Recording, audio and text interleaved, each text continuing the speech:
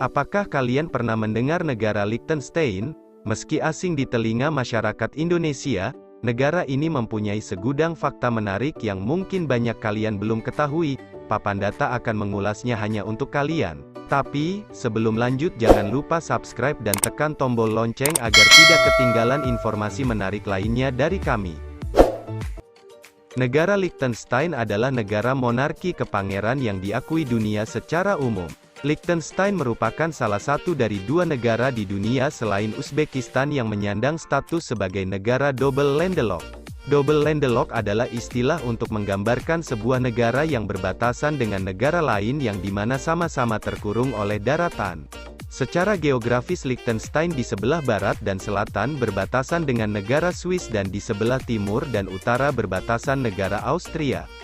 Luas dari negara Liechtenstein adalah 160 km persegi, atau dibandingkan dengan luas daerah yang ada di Indonesia ini hampir seukuran kota Tangerang yang mempunyai luas 164,6 km persegi.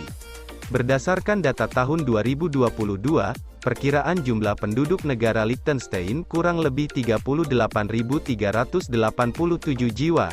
Agama yang banyak dianut oleh negara Liechtenstein adalah Kristen. Denominasi terbesar adalah Gereja Katolik Roma, sisanya adalah Muslim dan Yahudi. Liechtenstein beribu kota Vaduz. Bentuk pemerintahan adalah kesatuan parlementer monarki semi-konstitusional, di mana kepala negara dipimpin oleh pangeran, sementara kewenangan eksekutif dipegang oleh Perdana Menteri dan dibantu oleh 4 dewan anggota atau menteri. Kepala negara Liechtenstein saat ini adalah Hans Adam II, bertahta sejak tanggal 13 November tahun 1989 hingga sekarang, menggantikan ayahnya Franz Joseph II, sedangkan Perdana Menteri dipegang oleh Daniel Rhys dan mulai menjabat tanggal 25 Maret tahun 2021. Secara ekonomi Liechtenstein memiliki PDB per kapita tertinggi di dunia, tercatat sekitar 180,227 US dollar pada tahun 2020. Meskipun sumber daya alam mereka terbatas, Liechtenstein memperoleh pemasukan negara dari perusahaan industri yang bergerak di bidang perbankan, industri elektronik, manufaktur logam, industri gigi palsu dan industri farmasi. Selain itu, sektor pertanian juga menyumbang pemasukan bagi negara Liechtenstein, di mana hasil pertanian berupa gandum, jagung, kentang, dan anggur. Sejarah berdirinya. Jejak tertua keberadaan manusia di daerah Liechtenstein saat ini berasal dari era Paleolitikum Tengah. Permukiman pertanian Neolitikum muncul di lembah-lembah sekitar 5300 sebelum Masehi.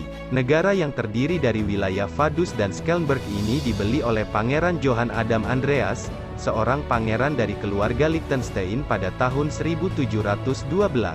Kemudian, pada tahun 1719 Charles VI, Kaisar Romawi Suci menetapkan sebagai pemilik utama hak atas tanah wilayah kekaisaran, dan saat itulah, ia memberinya nama Liechtenstein karena kesetiaan mereka kepada Kekaisaran Romawi Suci. Liechtenstein kemudian menjadi sebuah negara berdaulat, pada awal abad 19, ketika tergabung dengan Confederation of the Rhine, pimpinan Napoleon Bonaparte. Setelah Kekaisaran Romawi Suci dibubarkan, kemudian, Liechtenstein bergabung dengan Konfederasi Jerman pada tahun 1815 di bawah kepemimpinan Kaisar Austria. Negara ini memperoleh kemerdekaan dari Konfederasi Jerman pada tanggal 24 Agustus tahun 1866, akan tetapi, mereka merayakan kemerdekaan pada tanggal 15 Agustus yang mana untuk mengenang hari kelahiran Pangeran Franz Joseph II.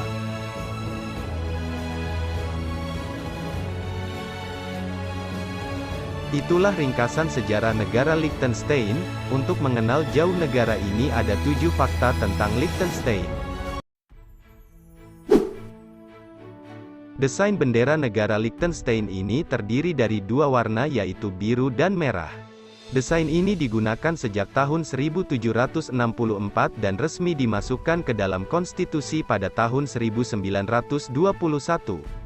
Sejak saat itulah, bendera ini resmi menjadi bendera nasional Liechtenstein. Bentuk mahkota ditambah ke dalam bendera pada tahun 1937 setelah Negara ini sadar semasa Olimpiade 1936, bahwa bendera mereka mirip bendera negara Haiti. Warna dan simbol bendera membawa makna budaya, politik, dan regional. Warna biru melambangkan langit semesta, warna merah melambangkan api malam yang menyala di dalam rumah-rumah di seluruh negara, sedangkan logo mahkota emas melambangkan kesatuan rakyat dan pangeran mereka. Mata uang resmi Liechtenstein adalah franc Swiss. Secara internasional franc Swiss dilambangkan dengan kode CHF. Jika dikonversikan ke mata uang rupiah, 1 franc Swiss sama dengan 16.260 rupiah. Liechtenstein menjadi negara kaya raya karena memiliki PDB per kapita yang tinggi, sekitar 180.366 dolar Amerika Serikat atau sekitar 2,6 miliar rupiah untuk kurs saat ini. Selain itu, ada beberapa industri yang sukses juga di wilayahnya. Ada sektor perbankan yang sukses, industri produk gigi palsu yang paling populer, industri elektronik, manufaktur logam, farmasi dan lainnya. Kurang lebih ada sekitar 30 perusahaan industri besar, yang mempekerjakan sekitar 8.000 orang di Liechtenstein. Untuk upah kotor rata-rata orang Liechtenstein adalah berkisar mulai 2.978 franc Swiss, atau sekitar 45 juta rupiah, hingga 9.587 franc Swiss atau setara dengan 145 juta rupiah.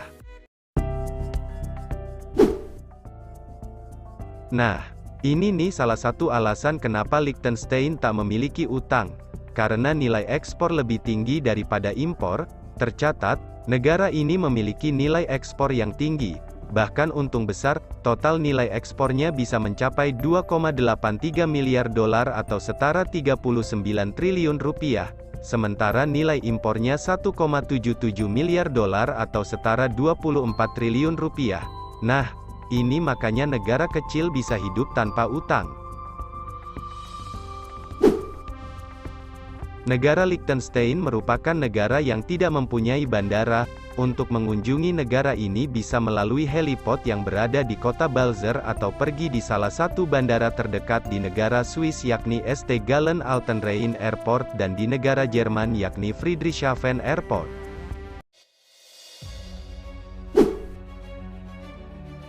Sejak tahun 1866, Liechtenstein tak memiliki tentara. Saat itu mereka pernah mengirimkan 80 tentaranya saat perang. Mereka kembali selamat dan sejak itu, tentara tersebut langsung dibubarkan. Ada sebuah perusahaan di kota metropolis Cannes bernama Ivoclar Vivadent. Ini adalah perusahaan yang memproduksi gigi palsu dalam jumlah banyak. Perusahaan tersebut menyumbang lebih dari 20% penjualan gigi palsu dunia.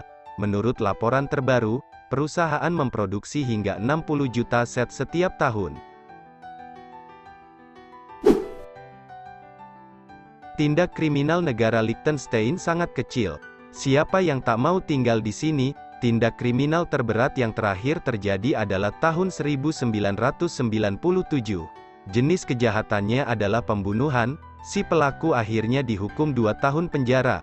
Tapi saking tak adanya kriminalitas, Liechtenstein tak memiliki penjara sendiri. Jadi, si pelaku akhirnya dijerumuskan ke penjara di Austria. Jumlah narapidana asal Liechtenstein hanya berjumlah 8 orang dan mereka pun langsung dijebloskan ke penjara Austria. Saking amannya ini negara, masyarakat di sini jarang mengunci pintu rumah mereka. Nah, itu tadi beberapa fakta-fakta unik tentang Liechtenstein, salah satu negara kecil yang tidak memiliki utang kepada siapapun.